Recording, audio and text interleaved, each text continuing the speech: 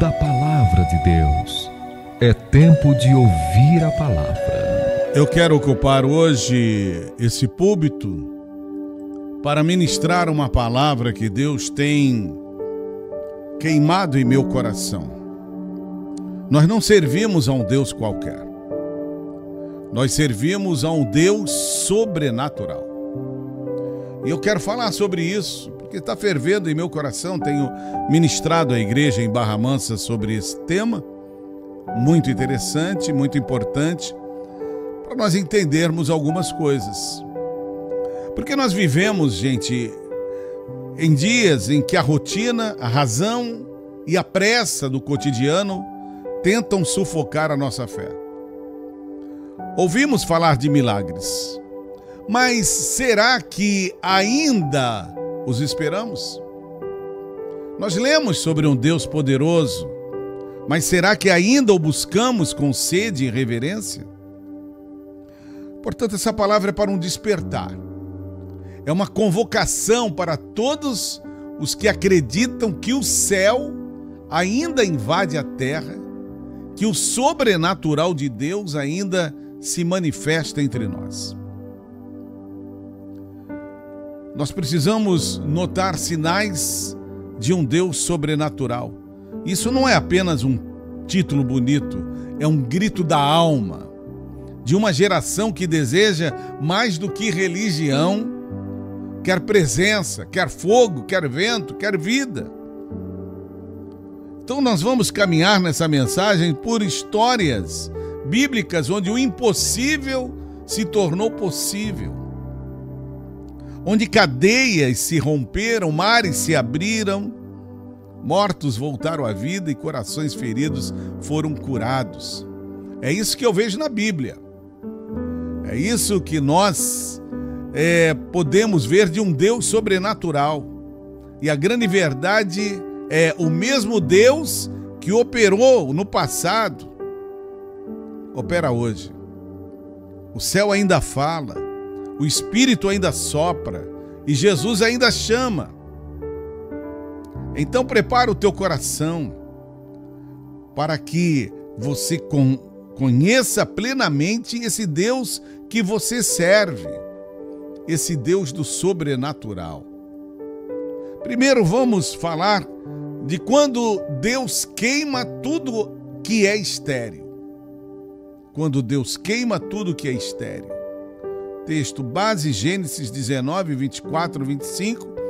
Diz: então o Senhor fez chover enxofre e fogo do Senhor desde os céus sobre Sodoma e Gomorra e destruiu aquelas cidades e toda aquela campina e todos os moradores daquelas cidades e o que nascia da terra.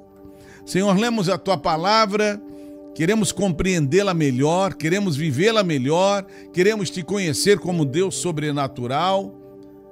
E, por favor, fale aos nossos corações, que nossas mentes e corações estejam ligados nessa palavra, nesta hora, em nome de Jesus. Olha, gente, quantas vezes olhamos à nossa volta e sentimos que tudo está frio. A fé está fria, a adoração está fria, os relacionamentos, a missão, parece que o altar está montado, mas o fogo não desce. Cultos acontecem, mas vidas não são transformadas. Oramos, mas não sentimos a presença de Deus. Então vamos analisar hoje o porquê Deus sempre responde com fogo. Nesse episódio de Sodoma e Gomorra, Deus foi trágico. O fogo de Deus foi cirúrgico quanto ao procedimento do povo daquela cidade. Porque o que havia ali? Havia pecado em abundância. O pecado enoja Deus, o pecado afasta o homem de Deus. Quando falo aqui de abundância de pecado, falo em todos os aspectos, inclusive o de manter relações sexuais ilícitas. Eles violaram as leis divinas quanto a tudo que Deus estabelecera. E é o que nós estamos querendo mostrar desse Deus que enoja, que sente nojo do pecado, e que o pecado afasta o homem de Deus. O pecado nos faz viver estéril diante de Deus. Estéril. Veremos o significado espiritual da esterilidade do fogo de Deus. Esterilidade espiritual na Bíblia é aquilo que não produz fruto. Seja uma vida sem propósito, uma fé sem obras ou atitudes que não geram transformações. Jesus, por exemplo, amaldiçoou a figueira que não dava frutos. Lá em Mateus 21:19. Ele viu aquela figueira e amaldiçoou, não dava frutos. O símbolo de religiosidade vazia. Diz o texto: e de manhã, voltando para a cidade, teve fome. E avistando uma figueira perto do caminho, dirigiu-se a ela e não achou nela senão somente folhas. E disse-lhe: nunca mais nasça fruto de ti para sempre. E a figueira secou imediatamente. Deus sobrenatural. A religiosidade, ela faz com que o fogo de Deus venha para queimar, venha para dissipar. Esse é um lado do Deus sobrenatural que eu prego e que eu creio. Agora você entenda que o fogo também vem como purificador. Deus é descrito como fogo consumidor lá em Hebreus 12:29. Esse fogo não é destrutivo no sentido humano, mas sim purificador. Ele queima o que é inútil, o que impede o crescimento, o que não está alinhado com o propósito divino. E tem renovação após o fogo. Quando Deus queima o que é estéril, Ele prepara o terreno para algo novo. É como uma poda espiritual dolorosa, mas necessária, para que venham frutos melhores. É um chamado à transformação, à entrega, à fertilidade espiritual. E tem aí uma aplicação pessoal. Há áreas na sua vida que são estéreis. Há hábitos, pensamentos ou caminhos que não estão gerando frutos. Talvez Deus esteja te chamando para deixar que Ele queime essas partes, não para te punir, mas para te renovar. Em Sodoma e Gomorra foi para punir, porque Deus enoja pecado. Deus cheirava mal em suas narinas ao ver Sodoma e Gomorra agindo daquela forma. Mas nós queremos que o fogo de Deus venha nos purificar, venha nos renovar, venha tirar de nós tudo que é estéril. Há uma boa notícia nessa palavra. Deus ainda envia fogo. Querido, querida, Deus é sobrenatural, porque o mesmo fogo que consumiu o altar de Elias no Monte Carmelo, diante de um povo confuso e um rei corrompido, ainda pode descer hoje. Olha, esse foi um dos momentos mais intensos do Antigo Testamento, quando Elias desafia os profetas de Baal, reconstrói o altar caído e clama ao Deus que responde com fogo. Mas esta não é apenas uma história antiga, um espelho para nós. Primeiro livro de Reis, capítulo 18, especialmente nos versículos 36 a 38, é quando o profeta Elias ora e Deus responde com fogo que consome o altar do Monte Carmelo. Vamos lá para o contexto desta poderosa cena. Elias desafia os profetas de Baal para provar quem é o verdadeiro Deus. Eles constroem 2 altares, um para Baal e outro para Deus, o Senhor dos Senhores. Os profetas de Baal clamam o dia inteiro, mas nada acontece. Elias então chega com muita calma, muita tranquilidade, prepara o altar do Senhor, coloca a oferta e ainda despeja muita água sobre tudo, tornando impossível que o fogo viesse por meios humanos. Eu admiro a oração de Elias. Uma oração curta, clara, objetiva, dizendo: ó Senhor, Deus de Abraão, de Isaque e de Israel, que hoje se saiba que Tu és Deus em Israel e que eu sou Teu servo e que fiz todas essas coisas por ordem Tua. Havia em Elias algo bem íntimo. Primeiro, ele conhecia a história do Deus de seus antepassados, porque ele orou: ó Senhor, Deus de Abraão, de Isaque e de Israel. Ele conhecia. A gente precisa conhecer Deus de forma poderosa, de forma íntima. Às vezes a gente canta, eu quero conhecer Jesus, mas você só quer, precisa conhecer. Quer milagres, quer um Deus que responda com fogo, um Deus sobrenatural. Conheça a história, conheça seu Deus, tenha intimidade. Elias tinha sede de ver o nome de Deus conhecido em Israel, em um momento onde a idolatria e deuses pagãos estavam em evidência. Tanto que ele fala que hoje se saiba que tu és Deus em Israel. A gente precisa ter sede de ver o nome de Deus conhecido na cidade, conhecido no bairro, conhecido na vizinhança. Elias tinha isso, ele tinha essa sede. E mais, eu vejo na oração de Elias que havia em Elias humildade. Tinha consciência de que era servo de Deus e que estava debaixo de seu comando. Ele diz, e que eu sou teu servo. Aleluia. A gente precisa tirar os saltos altos. A gente tem que deixar de ser manipulador, controlador, e ser um pouco mais humilde, ter a consciência de que somos servos de Deus e que estamos debaixo do comando do Todo-Poderoso. Isso é para líder, isso é para membro, isso é para todos nós. E ainda ele diz, e que fiz todas essas coisas por ordem tua. Elias reconhecia que tudo que era feito era por ordem divina e não era dele. Então façamos uma análise agora mesmo se o altar das nossas vidas precisa de restauração.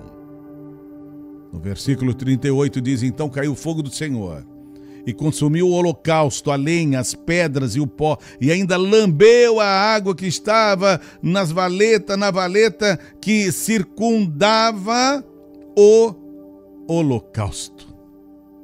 Gente, sem restauração do altar de nossas vidas, não há culto. Sem essa restauração, o pecado afronta a Deus e nada acontece. Podemos cantar bonito, pregar bonito, ser e estar em atividade na igreja, mas se não houver restauração, o fogo do Senhor não vem. Não vem mesmo. Por isso que a religiosidade impera, o formalismo impera e a ação do Espírito Santo, o fogo de Deus não cai. Eu pergunto, a tua fé perdeu o calor? Olha, hoje se estamos agindo mais por força humana do que por fé, precisamos mais do fogo de Deus em nós. Billy Graham fala sobre fé, dizendo que a fé é a ponte entre o que é possível e o que é impossível. Também ele acreditava que a fé nos capacita a enfrentar o que parece inalcançável. E diz mais que a fé não elimina as dúvidas, mas nos dá coragem de enfrentá-las. Elias dá um espetáculo sobre fé inimaginável. Caiu fogo do céu, consumiu tudo. Irmãos e irmãs, estamos em uma caminhada até a terra prometida. Não somos daqui. Vamos voltar para casa, viu? E se estamos esfriando na fé, devemos tomar cuidado e clamar pelo fogo do Senhor. Porque uma vida apagada sem o fogo de Deus está próxima aos guichês do inferno, comprando passagem para um outro lugar e não para o céu. Outra pergunta que eu faço, estás cansado, cansada de um evangelho sem poder? Deus quer reacender o que está apagado. Ele quer queimar o que é estéril, o que é seco, o que está sem fruto, porque onde há um lugar, um altar restaurado, o fogo de Deus sempre desce. Evangelho sem poder é filosofia humana. Evangelho sem poder é apenas performance, um teatro, uma demonstração de habilidade humana. E não culpe ninguém por isso, culpe apenas você. Por estar assim, sem o fogo de Deus, sem andar, ter intimidade com o Deus sobrenatural. Quais os sinais de cansaço de um evangelho sem poder? Talvez você esteja me perguntando isso. Tudo bem, pastor? Estou ouvindo a mensagem, Deus está falando ao meu coração, eu preciso mais do fogo, eu preciso mais do poder, eu preciso confiar, ter mais fé no Deus sobrenatural. E quais os sinais de cansaço de um evangelho sem poder? Talvez você esteja cansado. Quer saber os sinais? Primeiro lugar, rituais estabelecidos por seres humanos. Isso daí mata qualquer um. Segundo, por um ativismo sem precedentes. Entra festa, sai festa disso, daquilo e continuamos os mesmos, aguardando próximas festas e cerimoniais. Não adianta fazer muita festa dentro da igreja se o fogo do Senhor, o fogo do Deus sobrenatural não está queimando nada, não está descendo, não está acontecendo nada, e a gente termina uma festa e fica aguardando outra festa para que alguma coisa aconteça dentro de nós e fica aquele vazio. Mas um sinal de cansaço de um evangelho sem poder é quando de nossa boca saem apenas palavras amargas e não de vida eterna. Também quando temos lugar em nosso coração para o ódio e pouco ou quase nenhum esforço para perdão e amor ao próximo. Quando a ciência se torna maior do que os milagres que Deus tem para fazer em nós e por nós. Quando títulos são mais importantes do que ser servo. E aí eu me canso de um evangelho sem poder. Deus nos mostra aqui dois sinais de um Deus sobrenatural. Queima com fogo o pecado. Foi o que aconteceu com Sodoma e Gomorra. Deus fez chover enxofre e fogo. Destruiu aquelas cidades, toda aquela campina, todos os moradores daquelas cidades e o que nascia da terra. Deus também envia o fogo para purificar e torna frutífero o estéril. Vou repetir e concluir o que disse bem no início dessa palavra. O fogo vem como purificador. Deus é descrito lá em Hebreus 12:29 como fogo consumidor. Esse fogo não é destrutivo no sentido humano, mas sim purificador. Ele queima o que é inútil, o que impede o crescimento, o que não está alinhado com o propósito divino. E tem renovação após o fogo. Fogo que não traz renovação é apenas emocionalismo. Fogo que se diz de Deus traz renovação. Há muitos fogos estranhos por aí, há muito fogo estranho por aí. Se não trouxe renovação, conversão, afastamento do pecado, não é fogo de Deus. Quando Deus queima o que é estéril, Ele prepara o terreno para algo novo. É como uma poda espiritual, é dolorosa, mas necessária para que venham frutos melhores. É um chamado à transformação, à entrega, à fertilidade espiritual. Que esse Deus sobrenatural venha com seu fogo consumindo nossos pecados e que seu fogo purificador venha nos fazer frutíferos, cheios de seu Espírito e falando sobre esse Deus sobrenatural.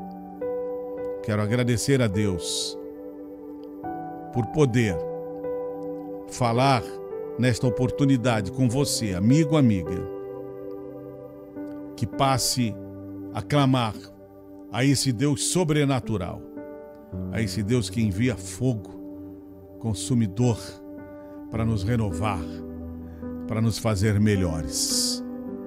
Pense nisso, em nome de Jesus. Quantos creem no sobrenatural?